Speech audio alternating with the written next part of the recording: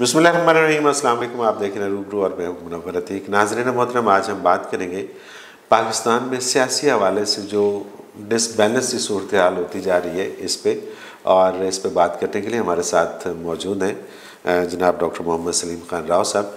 आप सदर हैं पाकिस्तान मुहाफ़िज़ पार्टी नेशनल के। सर, बहुत शुक्रिया आपने वक्त दिया।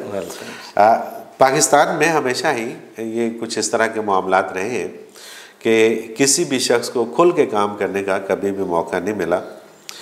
ये जो मौजूदा हुकूमत है इसकी भी सूरत हाल कुछ इसी तरह की है कि जिन्होंने इस हुकूमत को बनाया वही इसको बिगाड़ने के दरपे हैं। इसमें मैं बात करूँगा जहांगीर तरीन खान साहब की कि उनके ऊपर जब कुछ इल्ज़ामात लगे, जब उनके ऊपर कुछ करप्शन के केसेस आए तो फिर वो मुतहर्रिक हो गए कि इस हुकूमत को किसी न किसी तरह से गिराया जाए। आप क्या समझते हैं कि ये हुकूमत इतनी ही नाजुक सूरत हाल से गुज़र रही है जितनी नज़र आ रही है, या मजबूत है, अभी चलेगी?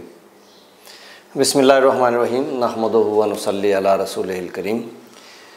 देखें, हर एक का अपना नज़रिया होता है, तो मेरी जो सोच है हो सकता है वो दुरुस्त हो या ना हो, लेकिन मैं ये समझता हूँ कि ये सारा एक ड्रामा है।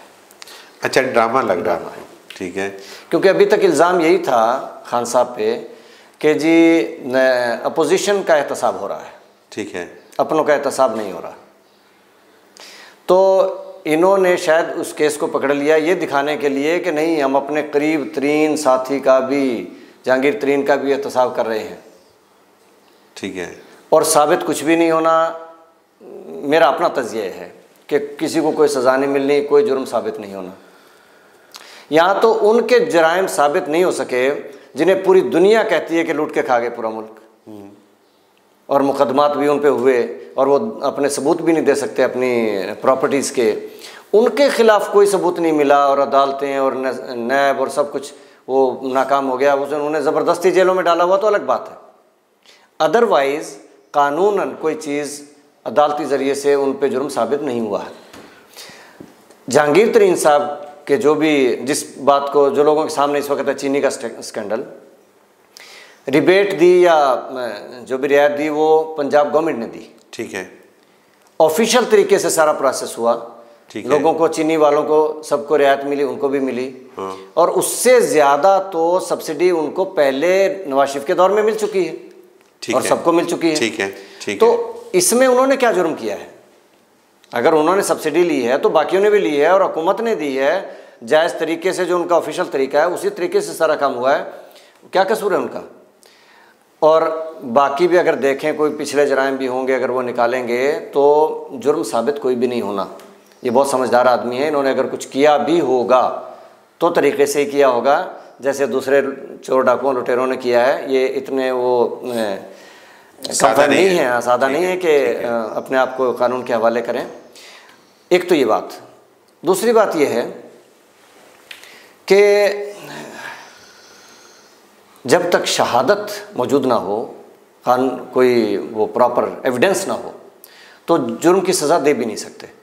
इस्लाम में भी ऐसा ही है कि अगर कोई बेहयाई भी करे और 4 उसके चश्मदीद गवाह सालिहीन ना हो, ठीक है, तो ताज़ीरात उस पर लागू नहीं होती। बिल्कुल ठीक है। इसी तरह जुर्म कोई भी हो, मैं इस चीज़ को मानता हूँ, लेकिन बात ये है कि ये फिर कहाँ का कानून है कि आप पे कोई चीज़ साबित भी नहीं होती और आपको उठा के जेलों में डाल दिया जाता है?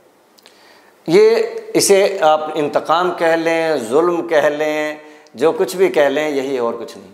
और अगर एक जालिम है जो जुल्म कर रहा है तो इसका मतलब है दूसरा मजलूम है?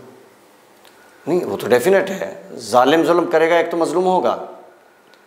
तो लेकिन अब जालिम और मजलूम, देखें, वो इस तरीके से मजलूम है कि बेगुनाह जेलों में डाल दिए गए बगैर सबूत के। वैसे बेगुनाह नहीं मैं कह रहा, लेकिन जब तक अदालत सज़ा ना सुना दे तो जेलों का तसव्वुर नहीं होता, और आइन में भी नहीं है। तो फिर क्या है? इस लिहाज से तो वो मजलूम है। हमारे यहाँ तो होता ही है कि सुने तो, इस लिहाज से तो मजलूम है। लेकिन जालिम ये हैं कि सारी उम्र हुकूमत की है इस मुल्क पे, और मुल्क का क्या हाल हो गया है। पूरी कौम पे तो जुल्म किए उन्होंने। नहीं, ये तो एक अंदाजे है ना। ये तो अभी जो हुकूमत कर रहे हैं, जब ये भी जाएंगे एक अंदाजा, तो इनके ऊपर भी बहुत सारे इल्ज़ाम, एक अंदाज़ा होता है, एक हकीकत होती है।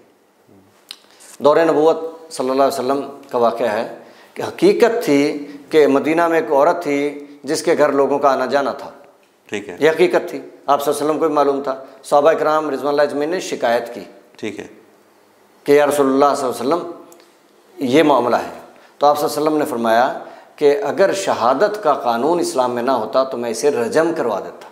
ठीक है, यानी एक चीज़ है कि पता तो सबको है कि जुर्म है, लेकिन उस पर शहादतें पूरी नहीं होती तो सज़ा नहीं मिलती। सही, बिल्कुल। अब ये पूरी कौम को पता है कि इस कौम के लीडरों ने लूटा है, बेहिसाब लूटा है, सही, लेकिन उन्होंने शवाहद नहीं छोड़े, तो इसलिए वो सज़ा नहीं पा सकते। सही, कानून उन्हें सज़ा नहीं देगा जब तक शहादतें ना हो। अच्छा, दूसरी बात यह है कि अब जो असल मामला है कि जहांगीर तरीन साहब इस हुकूमत को तोड़ने पे क्यों तैयार हुए हैं, वो नहीं तोड़ेंगे, ना वो तैयार हैं। वो थोड़े जो पावर शो कर रहे हैं वो भी, मैं इन सबको एक ड्रामा खेल समझ रहा हूँ कि एक्टिविटीज़ तो करनी होती, दिखानी होती है पब्लिक को कुछ, वरना वो इसी जमात में रहेंगे, छोड़ के कहाँ जाएंगे।